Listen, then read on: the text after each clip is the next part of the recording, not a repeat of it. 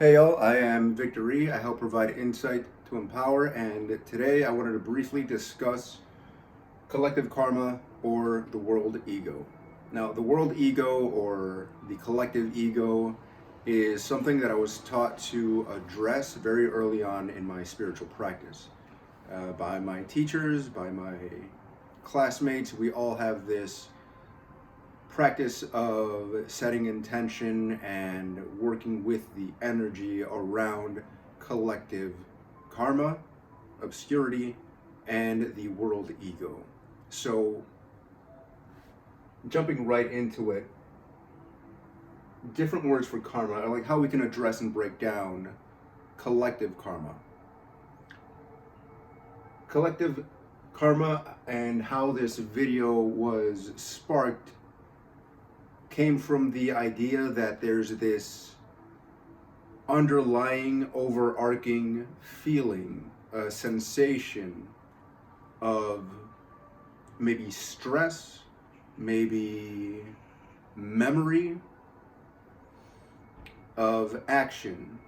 Collective or karma itself, I like to refer to as memory based action, or maybe even belief based action. Another word is stress. So, having done so much research in the field of trauma, something I've realized is that our traumas never become more apparent than when we are in states of stress. Whenever I'm in a state of stress, that's when I fall back on my programs, my routines, my my reflexes, so to speak. It's like if there was Muhammad Ali, a boxer, a UFC fighter who was just going about their day, and suddenly somebody, maybe I mean, to keep it simple, somebody maybe like cocked their fist back. Their karma, the fighter's karma, their memory-based action is to prepare to fight, is to maybe even engage.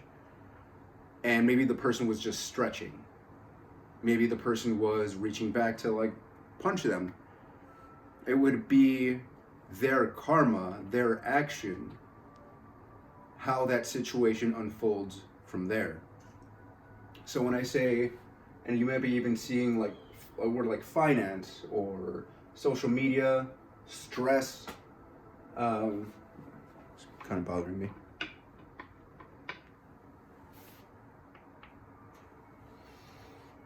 Plays out is I'm reminded of Alan Watts, if you've ever heard of him. One of my favorite speakers and philosophers would say that if you see a cat coming around the corner and all you see is its head, you don't assume that there's just a floating head there. You see, like, you automatically know that there's a body, there are legs, there's a tail, there's the rest of the cat. You might not be able to see it, but you know that it's there. This is how I like to, a way that karma and stress and understanding resonates with me. Whenever somebody pisses me off,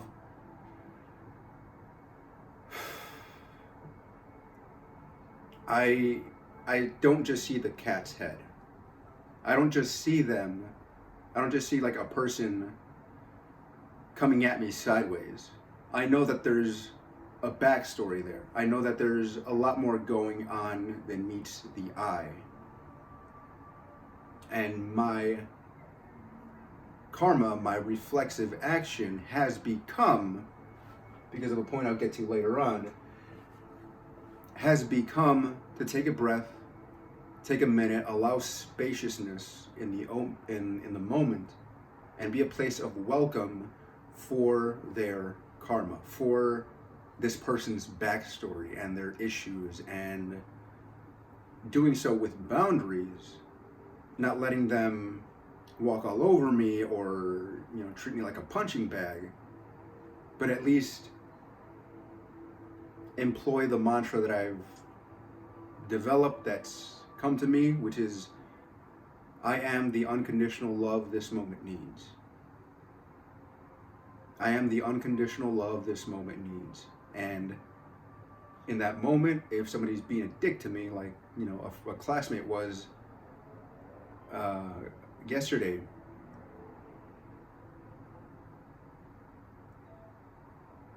I don't allow myself to be mistreated. However, I don't meet anger or hostility or contempt or passive aggression or that negativity that that classmate was bringing to me. I don't match it. I don't mirror it. I meet it with unconditional love. I meet it with maybe silence, maybe humor, maybe I twist it around back on them. Maybe I like, you know, yes and is a great principle from improvisation, but I allow spaciousness. I don't get reactive with them. And it's a very hard habit to get out of because we want to feel like we're winning world ego. And the world ego and the social hierarchy, the social dominance hierarchy, we want to feel like we're coming out on top. But sometimes that means, and this is something I've learned personally the hard way, that means momentary discomfort for long-term gratification. It may feel uncomfortable to not clap back, to not fucking punch a motherfucker in their face. You know, pardon my frankness here. But I know because of the experience, because of running the experiment, this is something I invite you to do. I do with something that I invite for any insight that I offer. Any insight that I offer is meaningless unless one is willing to run the experiment themselves and see if that insight actually pays off for them. But that experiment has paid dividends. The way I carry myself is a result of the experiments that I've run. Yeah. I'll speak more on that in another video, but for now, let's just keep rolling with this one. Different words for karma: stress, memory-based action, memory to a certain extent. If I, like for me personally, like, okay, sure, romance, relationships. I would approach relationships or keep myself from relationships based on my own memory, based on my beliefs. And they were such that I believed women were inherently unavailable. Therefore, I would only go for women who were unavailable, or in various ways. Women who were just out of relationships, who were in relationships, who were lesbian, different ways of going after rejection, in a sense. Because that's what I learned that love was. That's what I was conditioned. Another way of thinking about karma is action based on conditioning. Action based on conditioning. That's what I mean by memory based action. So a lot of resolving that karma is to reflect, is to take a break, is to disengage from dating and dig into what my beliefs were. I didn't always know, I wasn't always aware that I was going after rejection. It was just a pain and a sensation, a discomfort that I had associated with love, with my own sense of self-worth, was to be rejected.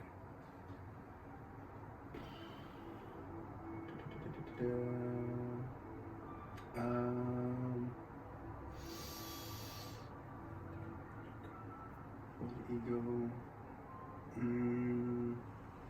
Now there is a more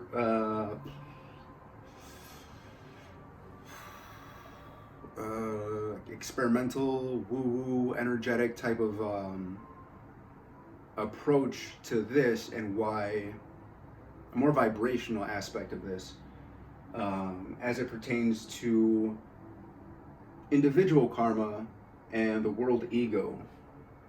I believe I had it here. The world ego, the world identity. Ego is an identity, like an id from psychology. The id is like the most basic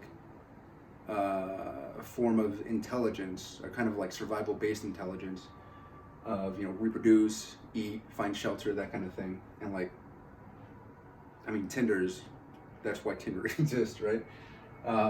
But the world identity is composed of, and according to, individuals and individual identity. Individual identity is according to archetypes. So if you've ever heard of Joseph Campbell, he wrote The Hero with a Thousand Faces.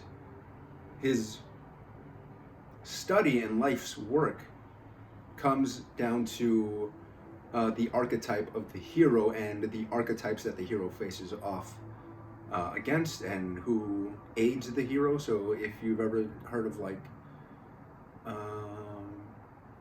you know, a magician, I'm thinking of Lord of the Rings now. You have like the hero, you have Gandalf, you have an elf or like archer, you know, like from, you have Legolas, but you also have Hawkeye, you also have like a leader is a type of archetype. The damsel in distress is an archetype. Man and woman is a different type of archetype. There are different types of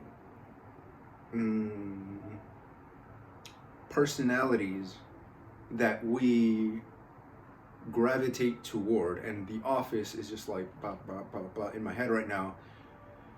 You know, who are you from The Office? Who are you from the Marvel Universe? Who are you from The Lord of the Rings or Star Wars or whatever story? Kimmy Schmidt or New Girl or Friends or, you know, whatever. There are different types of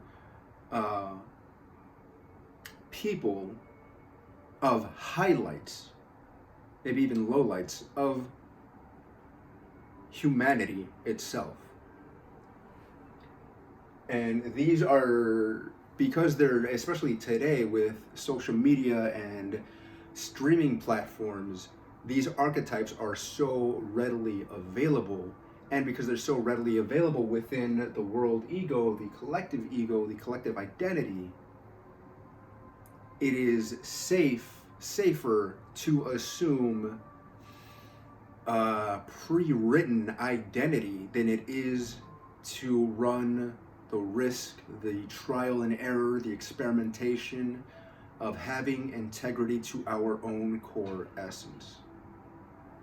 And that's where this comes into play. And this is something that I like, the energy of this personality trait that is trying to make a home within, you know, my being, my body, my emotions, my thoughts. We can even think of archetypes as a thought form, something that tries to embody us so that we give it energy, so that it feeds but also gains strength within the collective. So once we've gotten to that point of like, oh shit, okay, I've been subscribing, like streaming platforms, I've been subscribing to certain archetypes. Like for me, a lot of people see me as Iron Man or Captain America, or I personally like gravitate toward Doctor Strange if we're talking about like Marvel stuff. Once we realize all this shit has been in our field, in our awareness, and it's coming to light, the light of our awareness, where the fuck do we go from there? And this is where do we go from there? The snake eats its own tail. This is something that became an insight earlier on as I began meditating. What I realized was that if I could establish a trigger within myself to become aware, to come back to my breath and simply breathe or check my posture,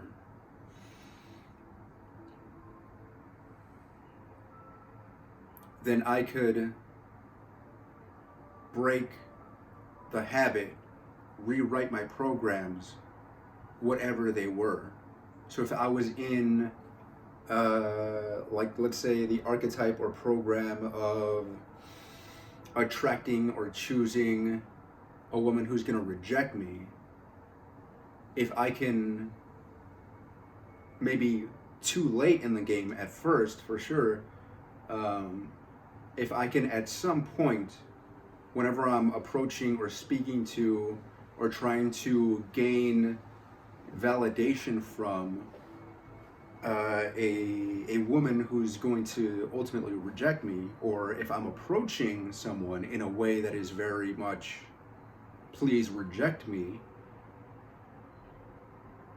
if I can create a trigger of coming back to my breath and becoming aware, well, suddenly I'm not in that path, in that beaten path of auto or like self-rejection or choosing people who are going to reject me. I'm already rewriting the program and simply becoming aware of it. I can choose different words. I can change, like my energy is already changed, and the person consciously or subconsciously is feeling that change. And so the snake eats its own tail. Like, by the snake, I mean that in me which wants a dopamine release, wants to feel accepted or validated by someone else. If I can create a loop in which that validation or gratification or dopamine comes from ultimately becoming self-aware, then I'm going to become self-aware more and more frequently. And this is part and parcel with raising one's vibrational frequency. It's simply becoming, it's simply cultivating awareness in the same way that you would cultivate plants or vegetables or fruit in a garden. Right? The more you cultivate it, the more there is, and the richer it grows. The more you pay attention to what you're growing in your garden, maybe where the weeds tend to grow, the weeds being self-destructive, self-deprecating thoughts, or thoughts and feeding off emotions. But the more we can maybe cultivate awareness. I don't want to say trick ourselves into becoming aware, but pretty fucking similar to me. The snake will eat its own tail. Our demons, our inner demons, will eat themselves because suddenly we're not feeding them anymore. And hopefully this is the trajectory we're on. Is kind of the fucked up part of living in our day and age and being born into this paradigm that we find ourselves in, this transitional period that we find ourselves in, is that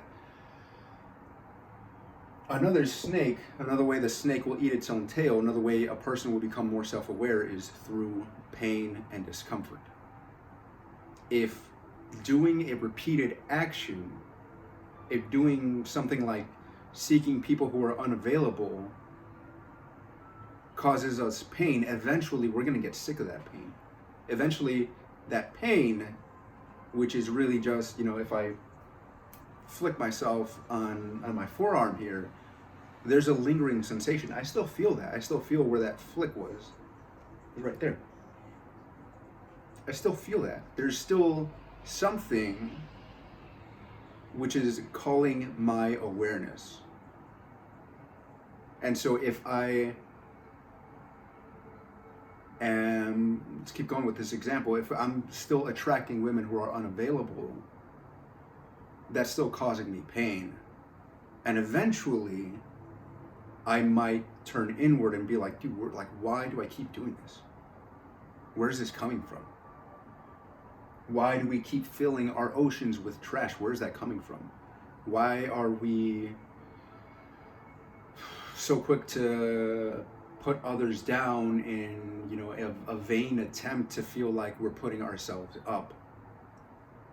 So many examples. I mean, like, social media's up here. Why do we scroll social media all day long?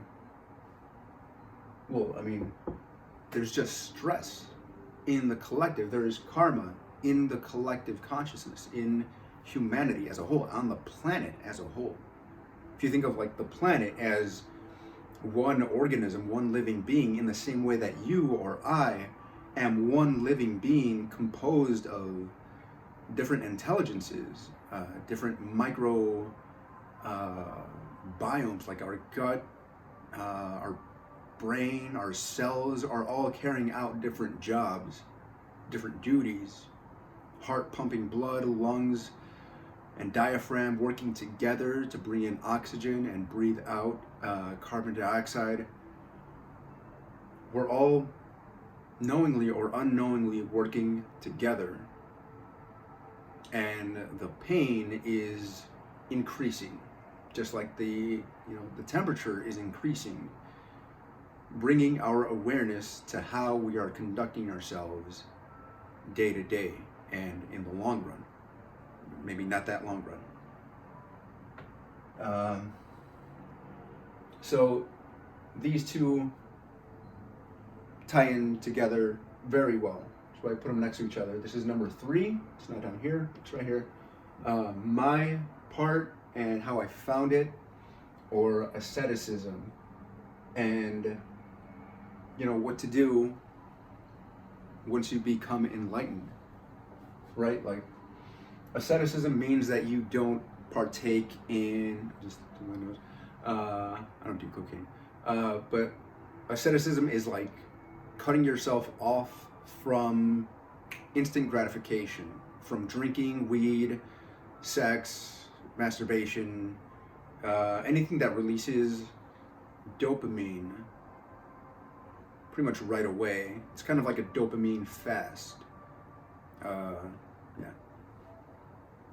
So the reason I brought it up is because of the Buddha and Buddhism, right? The Buddha became enlightened not through giving up all that stuff and being very, like, quote unquote, like yogi, healthy, granola crunch bar, vegan motherfucker. Like, he only became enlightened after he realized that the way to enlightenment was not by cutting yourself off from the world, but going through it and making different choices. Going through the world with awareness, with unconditional love, with joy, leaving behind shame and self-judgment. So why are these two next to each other, and how did I find my part, my role to play in the world? How did I become, at least on the path of enlightenment? Is because I did cut myself off from the world for a long time, and it helped me cultivate a lot of self-awareness, and it was very painful. It's very painful for a human being, this social animal, this social creature, to intentionally cut themselves off from their tribe, to go alone, to go up into the mountains and become a shaman or whatever the fuck. But that's not where you find enlightenment. That's not where you find healing. Healing happens, healing from stress, healing from our old programs, happens in safe relationships, in safe tribes.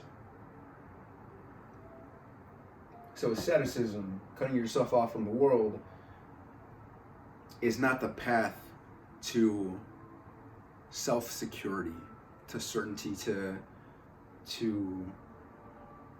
self-assuredness, to self-confidence, to self-love, to healing, to acceptance, to all these things that a human being wants. Maybe it's in realizing that that's not the way. I mean, really having the embodied experience that trying to be better than anyone is automatically taking a step in the wrong direction. Really, it's in,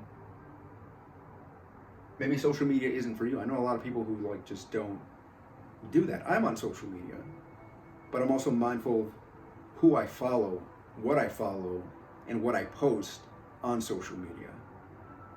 Especially Facebook.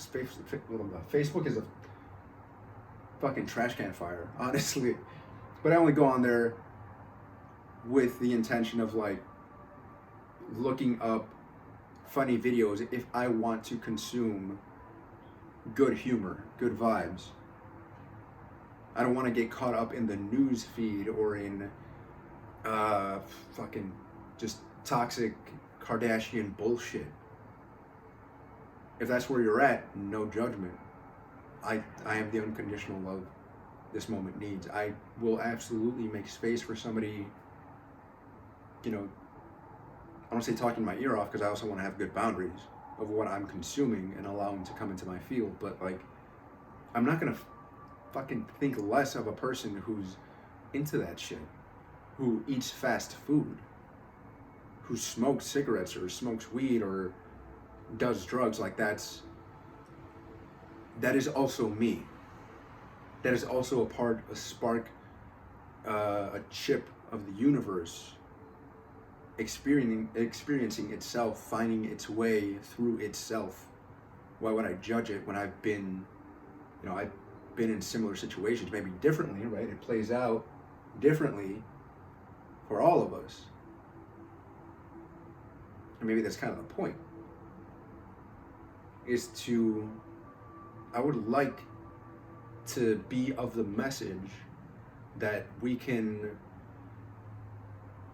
get over ourselves, our old programs, our self-destructive behaviors, only when we stop bringing shame and judgment to whatever it is we're doing. I had a lot of body image issues growing up, and so every time I would eat, I would try to hold back from eating junk food, and then I would fucking binge and then hate myself afterwards. And it was only when I became aware of that I was bringing shame to eating something, and instead let myself do the thing without judging myself for it, that I no longer wanted to do the thing. It was the same thing with smoking. That's kind of like Alan Carr. I remember he wrote the book, The Easy Way to Stop Smoking. And one of the things he said in the book is like, 1, don't quit smoking while you're reading this book. 2, we all have a little, he called it a little monster inside all of us that we're feeding, right? For me, smoking was a way of feeding that monster who believed I was not worth loving, I was worth rejecting, I was worthless, and that I should, hurt myself or kill myself or do terrible things to myself. Smoking is one of the worst things that you could do to your body. So that's what I did, because I didn't know that I was feeding this little monster. And that little monster is causing a lot of stress. And I know for sure one of my biggest stressors is my parents. And I know to have compassion for them, to forgive them, because they have their own karma. I'm a result of their karma, and my children will be a result of my karma. My job is, as a transitionary character, is simply to work out my shit so that I'm not dumping it on somebody else. Maybe that's one of my core beliefs that I matched up with in the Marines, was leave a place or person in better condition than you found them.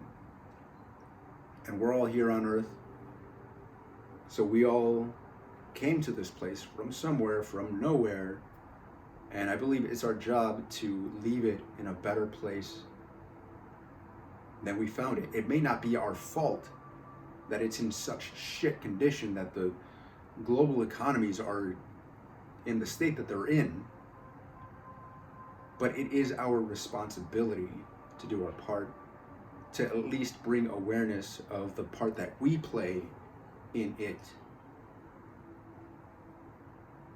It wasn't my fault that my parents' best wasn't up to the healthiest standards that we know today. But it is my responsibility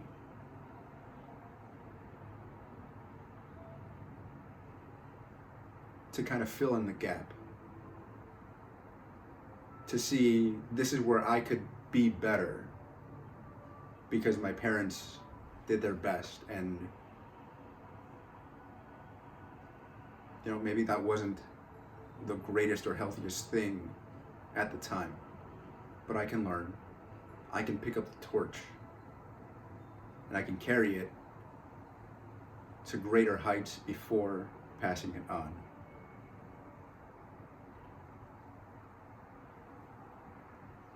So if you'd like to bring awareness to some of the karma, some of the patterns that you've been carrying and how to work on them, how to disrupt those patterns, definitely book a session. IamVictorE.com/book an appointment, or IamVictorE.com. You can find it from there. It's toward the website. I'm also on social media. I am Victor E on Instagram. And yeah, hope you have an awesome day. I hope this video finds you well and that you can learn something from it. If you did, drop it in the comments below. Like, share, subscribe. Appreciate it. I appreciate you just for showing up, honestly, to this place, to this world. It's all crazy and on fire, but we can put it out. Promise. Nope. Yeah, but whatever. All right. I love you. Peace.